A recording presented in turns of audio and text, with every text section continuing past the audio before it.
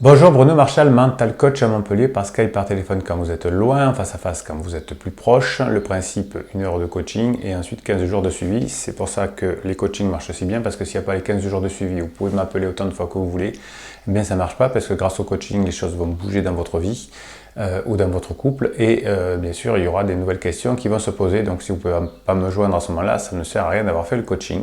Alors aujourd'hui, une vidéo pour vous parler de mon expérience sur qu'est-ce qui marche dans un couple, qu'est-ce qu'il faut faire sur le long terme. Alors c'est pas des choses que vous allez voir sur internet ou dans des bouquins, d'ailleurs on dit toujours à peu près les mêmes choses. Moi je veux juste vous faire part de mon expérience de coach depuis 1999. Le but de cette chaîne, c'est de vous faire partager mes expériences et pas de répéter ce que l'on trouve ailleurs et de le marketer.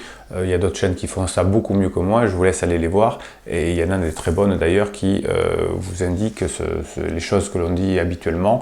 Et quand on commence à travailler sur le développement personnel, dans sa relation de couple, etc., c'est bien de commencer par des choses de base.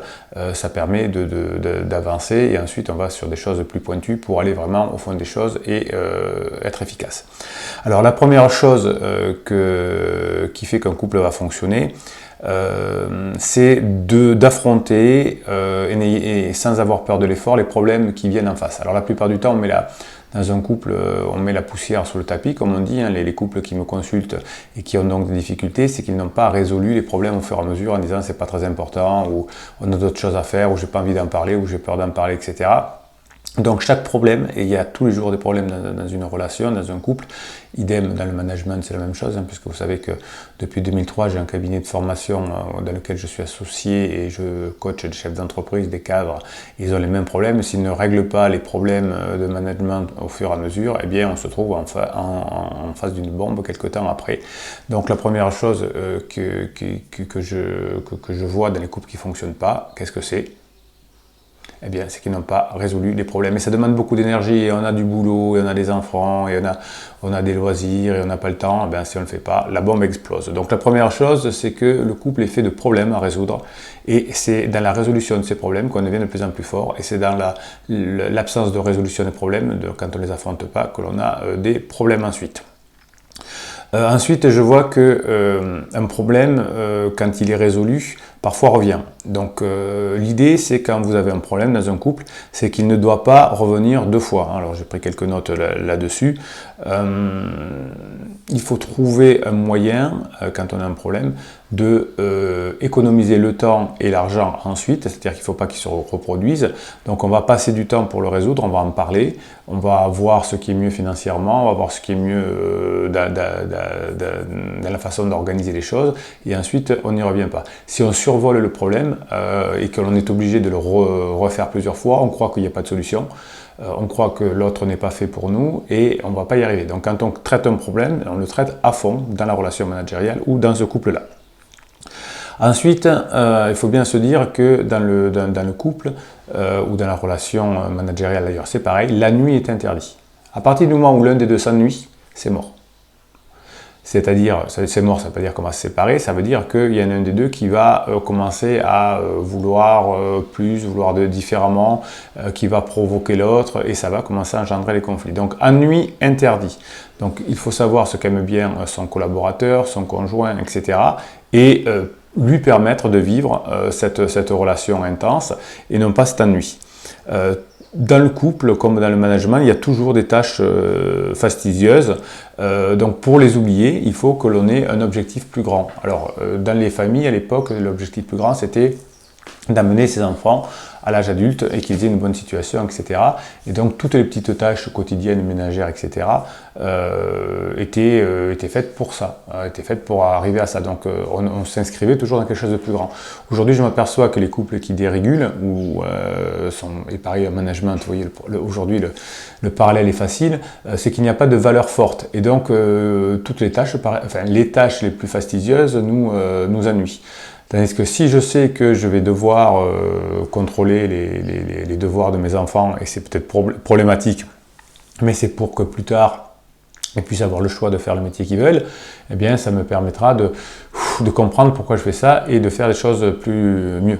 Si je suis saoulé de faire l'amour à ma femme ou à mon conjoint, Ça peut arriver, en tout cas ça arrive chez les couples que je reçois, mais c'est parce qu'ils n'ont pas compris que s'ils ne font pas ça, le couple ne pourra pas survivre longtemps. Donc si j'ai envie que mon couple survive pour plein de raisons, eh bien il va falloir que je fasse des efforts à tous les niveaux, non pas parce que ça va m'ennuyer, parce que c'est bien, etc., mais simplement, pourquoi? Parce que la valeur suprême de continuer mon couple va passer par là. Vous savez que le couple est quelque chose que l'on nourrit, et si vous ne le nourrissez pas, eh bien il y a des problèmes. Ensuite, il faut bien se rendre compte que la liberté est importante, chez votre conjoint comme chez vous. Donc s'il n'y a pas cette notion de liberté inhérente, on va la chercher. Donc même si on ne l'utilise pas, il faut qu'on imagine que notre collaborateur, notre conjoint imagine qu'il peut être libre et qu'il est libre. Cette notion de liberté est importante. À partir du moment où l'autre se sent surveillé, contrôlé, etc., eh bien ça crée une tension dans le couple. Je sais que tout ça n'est pas beaucoup dit dans les autres vidéos, mais c'est important de le dire. Enfin, la notion de compétence est importante. Quand on fait quelque chose dans un couple, dans une relation, il faut que l'autre sente que ce que l'on fait est quelque chose de bien. Alors par exemple, si je bricole, si monsieur bricole ou madame bricole, il faut qu'elle le fasse avec un certain talent. Si elle ne sait pas le faire ou s'il ne sait pas le faire, eh bien ça va créer des tensions dans le couple parce que l'autre va penser pouvoir mieux le faire, etc.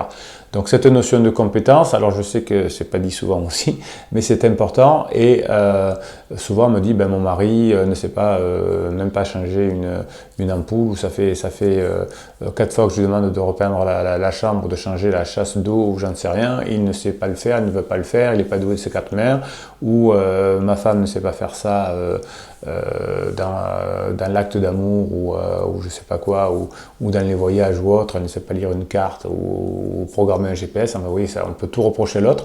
Donc quand on fait quelque chose, on montre qu'on sait le faire avec compétence pour que l'autre soit fier de nous. Voilà.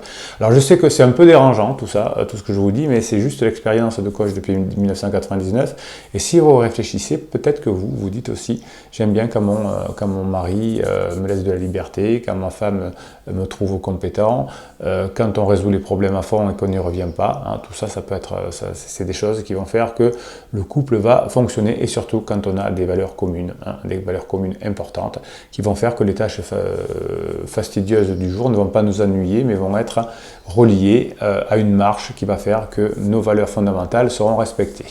Voilà, donc si vous avez envie d'un coaching, eh bien vous avez tout de suite dessous là, dans la description de cette vidéo, le lien qui vous expliquera comment ça fonctionne. Les commentaires publics sont gratuits, donc mettez vos commentaires et j'y réponds gratuitement. Mettez un pouce en l'air, là, tac, pour que YouTube valide cette vidéo et la propose à d'autres, parce que c'est bien que l'on sache comment mon point de vue de coach depuis 1999, ce n'est que mon point de vue avec humilité, mais c'est pas mal qu'on en discute dans cette communauté. Et puis partagez cette vidéo si vous pensez qu'elle peut être utile à quelqu'un. Je vous dis à très bientôt.